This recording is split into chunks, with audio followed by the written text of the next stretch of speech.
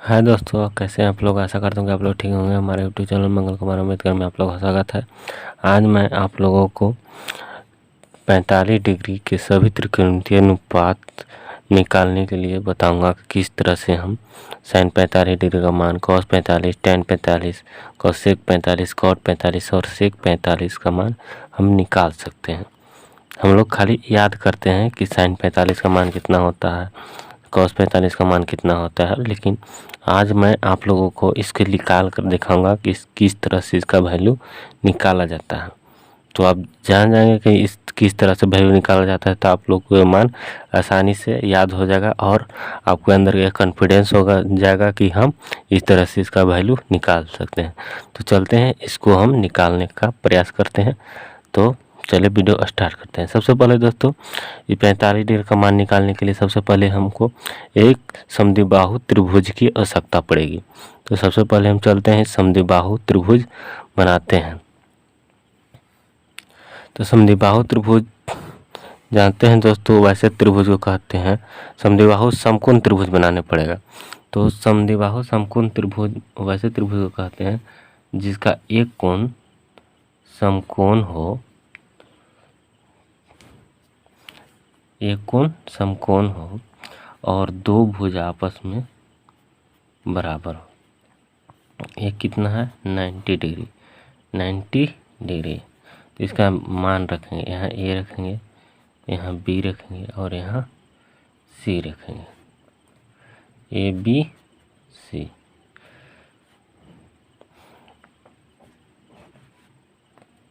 तो चलते हैं, अब इसमें हम दोस्तों ए बी सी जो है एक समद्विबाहु समकोण त्रिभुज है। मान लेते हैं कि माना कि यहाँ सोल्व लिख लीजिएगा आप लोग। तो माना कि ये त्रिभुज ए बी सी एक समद्विबाहु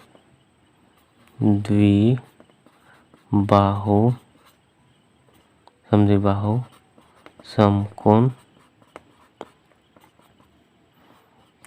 त्रिभुज है, समद्विबाहु समकोण त्रिभुज है। जिसमें समद्विबाहु समकोण त्रिभुज है तो इसका जो होगा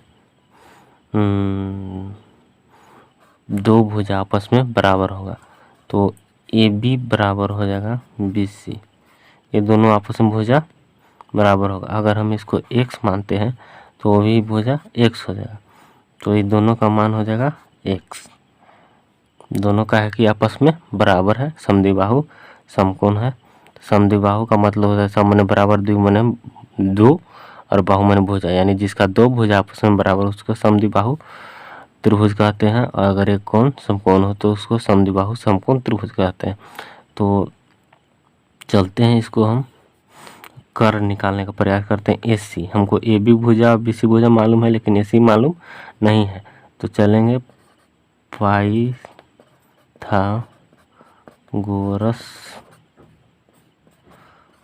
प्रमेय से। पाइथागोरस प्रमेय से हम ये समकोण है तो ये कर्ण हो गया, ये लंब हो गया, ये आधार हो गया। तो यहाँ पर हमको निकालना है कर्ण। तो कर्ण को AC है तो कर्ण बराबर हो जाएगा दोस्तों लंब स्क्वायर प्लस आधार स्क्वायर।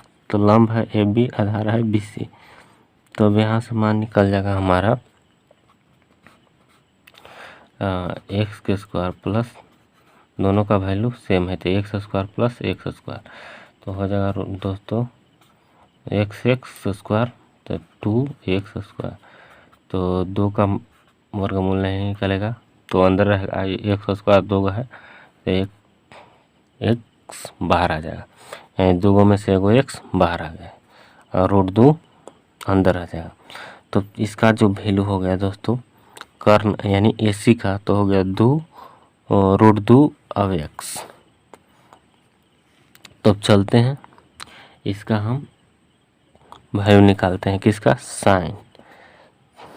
तो समद्विबाहु समकोण त्रिभुज है तो एक कोण 90 डिग्री है, तो एक कोण कितना हो जाएगा दोस्तों 45 डिग्री, और ये भी हो जाएगा से 45 डिग्री। दोनों सेम होगा, क्योंकि त्रिभुज के तीनों कोणों का योग 180 डिग्री होता है। तो 90 एक अकेले हो गया, तो 45 45 ये दोनों हो जाएगा। तो 45 45 90 और 90 180।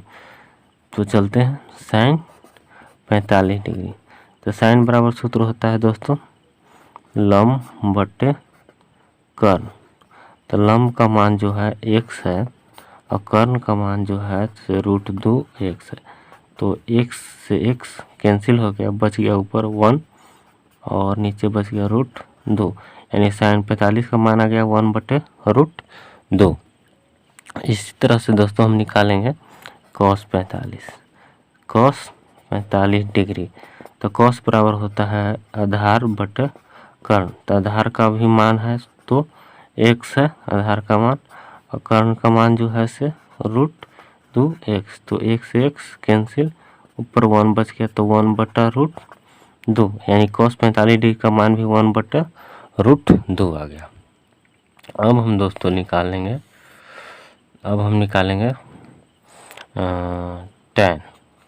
tan 45 degree. तो tan बराबर सूत्र होता है दोस्तों आधार का लंब बटा आधार। तो लंब का मान जो है सो x है, आधार का मान भी है सो x है, लंब भी x है आधार भी x है। तो x से x खत्म हो गया, बच गया 1। अब हम निकालेंगे दोस्तों cot 45 डिग्री का मान। तो cot बराबर होता है दोस्तों आधार बटा लंब। तो आधार का मान x है और लंब का मान x है, दोनों का मान सेम है, तो इसका मान भी 1 आ गया। cot 45 का मान भी 1 आ गया। अब हमको मान निकालना है sec 45 का। तो sec बराबर सूत्र होता है दोस्तों कर्ण बटा लंब। तो कर्ण बटा लंब, तो कर्ण बटा लंब यानी h बटा b। तो कर्ण का मान जो है से √2x है और आधार का जो मान है सो x है।